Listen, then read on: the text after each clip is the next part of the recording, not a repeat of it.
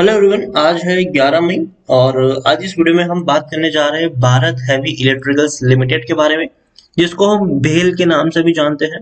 70 रुपए का शेयर है। पिछले कुछ दिनों से जिस तरीके की तेजी हमें इस शेयर में देखने को मिली है, उसने वाकई में सबको हैरान किया हुआ है।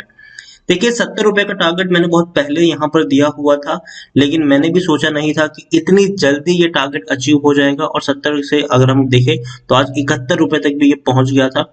तो वीडियो में हम डिस्कस करेंगे कि यहाँ से प्रॉफिट लेना सही रहेगा या फिर और लंबे समय के लिए इसको कैरी कर सकते हैं। तो वीडियो को शुरू करो उससे पहले अगर आपने अभी तक चैनल को सब्सक्राइब नहीं किया तो प्लीज अभी इसे सब्सक्राइब कर लीजिए, क्योंकि आगे भी बहुत सारे वीडियोस हैं जो आपको काफी ज्यादा हेल्प करेंगे। उसके साथ साथ अगर आपने अभी तक मेरी टेलीग्राम चैनल को ज्वाइन नहीं किया है तो उसको भी ज्वाइन करना मत भूलिएगा, लिंक आपको डिस्क्रिप्शन में मिल जाएगा। तो भारत हेवी इलेक्ट्रिकल्स 70 रुपए का ये शेयर है। पिछले एक महीने में देखें तो एक महीने में देखिए लगातार तेजी बनी है। 44 रुपीज तक ये शेयर टूटा था, उसके बाद जो रैली बनी है अब ये रोके नहीं रुक रहा है। 35% से भी ज्यादा का ग्रोथ है। और जब इस तरीके की तेजी देखने को मिलती है तो याद रखिए, एक प्रॉफिट बुकिंग के लिए भी आपको यहाँ पर तैयार रहना चाहिए। एक साल में देखें तो पिछले एक साल में 209% का ग्रोथ है। और देखिए हर बार इसका प्राइस किस तरीके से फॉर्म हुआ है।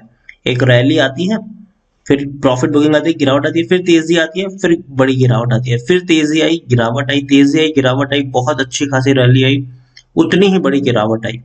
इस बार एक बहुत बड़ी गिरावट आई, सॉरी तेजी बनी है। तो याद रखिए, गिरावट भी आपको यहां से देखने को मिल सकती है। यहाँ पर हम बात करें तो लार्ज कैप शेयर है ये, 24,000 करोड़ से भी ज्यादा का इसका मार्केट कैप है। एनएससी में देखें तो भाई साहब 23 करोड़ से भी ज्यादा का इसका वॉल्यूम ट्रेड है।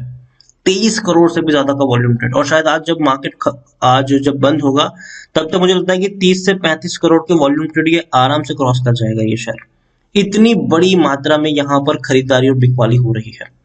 यहाँ पर आप देखिए, प्रमोटर के पास 63.17% की होल्डिंग है, 4.47% की होल्डिंग एफआईएस के पास है, 1.33% की होल्डिंग म्यूचुअल फंड के पास है और इंश्योरेंस कंपनी के पास 10.83% की होल्डिंग देखने को मिल रही है।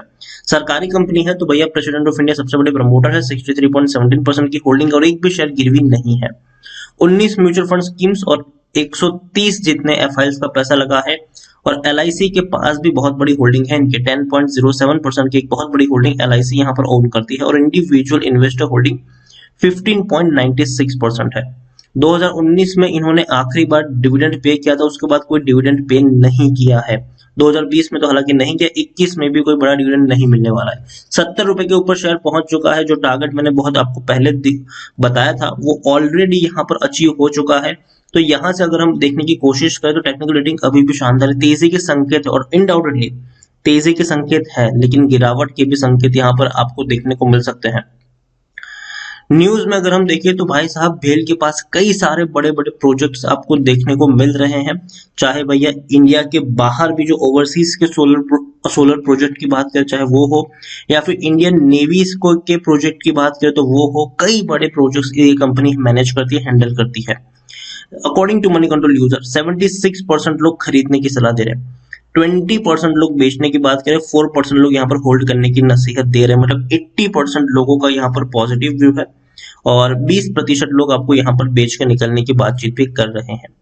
भेल के बारे में देखें तो रेवेन्यू आप देखेंगे तो डिक्लाइन आया था। कोरोना से पहले अच्छे रेवेन्यू थे जरूर, लेकिन कोरोना में जब लॉकडाउन लगे थे तब 2000 करोड़ से भी कम का रेवेन्यू आया था, लेकिन उसके बाद अच्छा खासा बाउंस लगा रेवेन्यू में। सितंबर में 3700 करोड़ के रेवेन्यू थे और दिसंबर में ये 4450 करोड़ तक के रेवेन्यू हमें देखने को मिल चुके थे। प्रॉफिट्स की भी अगर हम बात करने जाए तो हालांकि पिछले 4 क्वार्टर में इनको नुकसान ही हो रहा है, कोई बड़ा प्रॉफिट कमाया नहीं है। लेकिन फिर भी एक चीज हम जो पॉजिटिव साइड में है वो यही है कि नुकसान जो है वो कम हो रहा है धीरे धीरे। देखिए, मार्च 2020 में 1535 करोड़ का लॉस था, जून में 900 करोड़ रहा, सितंबर में 565 करोड़ रहा और दिसंबर में 236 करोड़ रहा।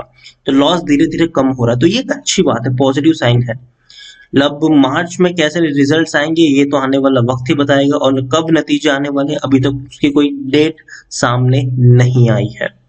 ओवरऑल अच्छी खासी होल्डिंग प्रमोटर के पास है, प्रमोटर ने अपनी होल्डिंग को मेंटेन रखा है, बेचा बिल्कुल भी नहीं। और एक और चीज यहाँ पर जो है इस शेयर को ऊपर ले जाने का काम कर रही है वो ये है कि भाई साहब सरकार यहाँ पर सोच रही है प्राइवेटाइजेशन को लेकर कई सारी कंपनीज में।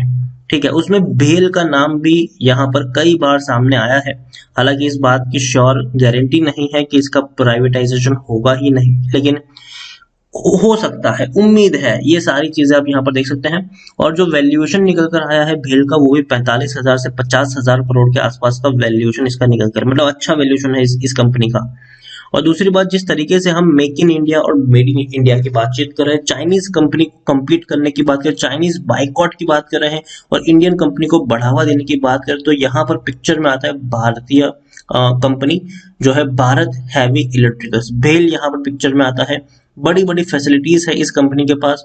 और प्रोडक्शन की बात करें तो भाई साहब अच्छे खासे प्रोडक्शन भी ये कंपनी मैनेज करती है। भेल के बारे में देखें तो डेफिनेटली मुझे ये शेयर लॉन्ग टर्म के लिए पसंद है, लॉन्ग टर्म के लिए मुझे ये शेयर हमेशा पसंद रहा है। लेकिन एक चीज मैं आपको यहाँ पर समझाना चाहूंगा कि देखिए, हर बड़ी तेजी के बाद इसने गिरावट दिखाई है और ये लाजमी है।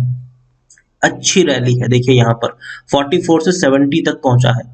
अब वो हो सकता है कि 2-3 रुपए और ऊपर निकल जाए, लेकिन उसके बाद आपको एक गिरावट के लिए तैयार रहना पड़ेगा यहाँ पर। तो भेल के लिए मैं इतना कहूंगा कि अगर आप शॉर्ट टर्म के इन्वेस्टर्स हैं, आपने खरीदारी करके रखी है, तो आप चाहे तो प्रॉफिट बुकिंग अब यहाँ पर कर सकते हैं। लेकिन अगर आप लॉन्ग टर्म के इन्वेस्टर्स हैं, आपने सोचा है कि भाई साहब मुझे यहाँ पर 3-4 साल के तो इन्वेस्टर रहना ही है, तो आप यहाँ पर बने रह सकते हैं और यहाँ से जब गिरावट आए तो आप दोबारा बाइंग कर सकते हैं। 1-1.5 साल के अंदर भेल में इतना पोटेंशियल है कि ये 100 रुपए तक जा सकता है। देखिए, पहले मैंने 70 का टारगेट दिया था 1-1.5 साल का, अब टारगेट बढ़ा के मैंने 100 रुपए का रखा हुआ है। लेकिन हाँ, इस बीच गिरावट आएगी, 70 पर है, दोबारा 60 रुपए तक भी जाने वाला है ये शेयर। तो अब आपकी मर्जी है, आप डिसाइड करिए कि आप यहाँ पर शॉर्ट टर्म इन्वेस्टर है या फिर लॉन्ग टर्म इन्वेस्टर्स हैं। लॉन्ग टर्म इन्वेस्टर्स है, बने रहिए, गिरावट में थोड़ी और क्वांटिटी ऐड कर सकते हैं और लॉन्ग टर्म के लिए 100 रुपए का टारगेट चेस कर सकते हैं। अगर शॉर्ट टर्म इन्वेस्टर्स है, एग्जिट करिए, प्रॉफिट बुकिंग करिए और निकल जाइए। और जब दोबारा शेयर्स 60 रुपए के करीब आपको मिले, तब आप वहां पर खरीदारी करने का रुख अपना सकते हैं। ओवरऑल और हाँ, जिन लोगों ने अभी भी खरीदारी नहीं करी है उनके लिए क्या, तो अगर आपने खरीदारी यहाँ पर नहीं करी, आप फ्रेश बाइंग करना चाहते हैं, तो भाई साहब शेयर काफी ऊपर निकल चुका है। 70 रुपए के ऊपर तो मैं बाइंग की एडवाइस बिल्कुल भी नहीं दूंगा। मुझे लगता है कि थोड़ी बहुत प्रॉफिट बुकिंग यहाँ पर आनी चाहिए। और जब शेयर 60 रुपए के करीब आपको ट्रेड करता हुआ दिखे, 60 रुपए के आसपास, आप वहां पर फ्रेश एंट्री ले सकते हैं। और अगेन कह दूं, यहाँ पर ये वो शेयर नहीं है जहां पर आप एक साथ एक बहुत बड़ा इन्वेस्टमेंट कर दे। ठीक है, यहाँ पर तेजी और गिरावट चलती रहती है। तो यहाँ पर अगर आपको इन्वेस्टमेंट करना भी है तो आप टुकड़ों में खरीदारी करेंगे तो ज्यादा बेहतर होगा। मतलब कि अगर मान लीजिए कि आपको 1000 शेयर खरीदने हैं, तो पहले 200 शेयर खरीदिए 60 रुपए के लेवल पर। वहां से अगर 1-2 रुपए और नीचे गिरता है, और थोड़ी क्वांटिटी ऐड करिए, वेट करिए, थोड़ी और गिरावट आए, थोड़ी और क्वांटिटी ऐड करिए। इस तरीके से आप यहाँ पर प्ले करके चल सकते हैं। और हाँ, सरकारी शेयर्स है और प्राइवेटाइजेशन को लेकर हालांकि कोई अभी बड़ी खबर अपडेट यहाँ पर आई नहीं है, और आएगी कि नहीं उसके बारे में कहना मुश्किल भी है, क्योंकि प्रॉफिट मेकिंग कंपनी है। सरकार इतनी जल्दी इस कंपनी को प्राइवेटाइज तो नहीं करने वाली है। लेकिन हाँ, अच्छी कंपनी है, बेहतर कंपनी। अगर हम जो make in India, made in India का इतना नारा हम लगाते हैं, और ऐसे में जो चाइनीज कंपनी को कम्पीट करने की जहां पर हम बातचीत करते हैं, तो भेल एक ऐसी कंपनी है जो फ्रंट लाइन पर उभर कर आ सकती है।